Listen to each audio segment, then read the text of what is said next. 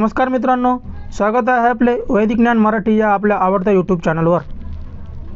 29 मार्च 2025 हा एक अत्यंत महत्त्वाचा दिवस आहे, कारण या दिवशी कर्मफलदाते शनिदेवांचा मीन राशीत प्रवेश झाला आहे।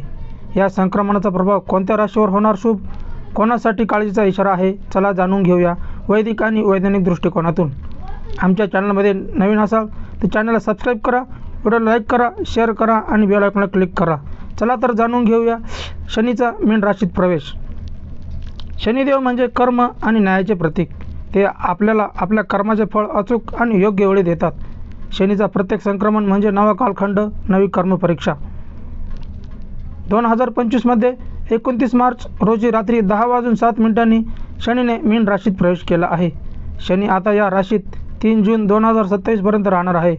हे संक्रमण जलतत्वाशी संबंधित राशीत होत असल्याने भावनात्मक, मानसिक आणि आध्यात्मिक क्षेत्रात मोठे बदल दिसून येतील। जाणून घेऊया कोणत्या राशीवर होणार आहे शनीच्या संक्रमणाचा प्रभाव।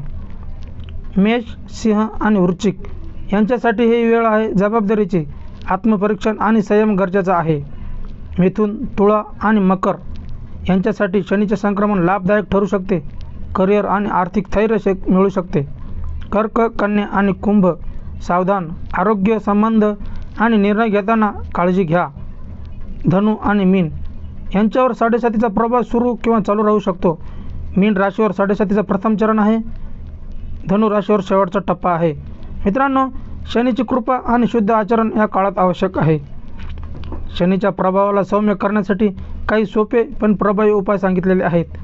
शनिवारच्या दिवशी शनी मंदिरात तेल चढवा, ओम शम शनैश्चराय या मंत्राचा जप करा, काळ्या उडदाचे दान करा आणि शमी वृक्षाची पूजा करा। तसेच प्रामाणिक आणि नीतिमूल्यावर आधारित जीवनशैली अंगीकारा। मित्रांनो, शनी हे दंडाधिकारी नसून शिक्षक आहेत। त्यांच्या शिक्षेपासून घाबरू नका, शिका, सुधारा आणि योग्य मार्गावर चालत राहा। आपल्या राशीवरील प्रभाव जाणून घ्या, योग्य उपाय आणि शनिकृपा प्राप्त करा। जर हा व्हिडिओ तुम्हाला उपयोगी वाटला असेल तर नक्की लाईक आणि शेअर करा। तसेच वैदिक ज्ञान मराठी या यूट्यूब चॅनलला सबस्क्राईब करा। आपल्या राशीवरील परिणाम जाणून घ्यायचा असल्यास कमेंटमध्ये आपली रास लिहा। धन्यवाद।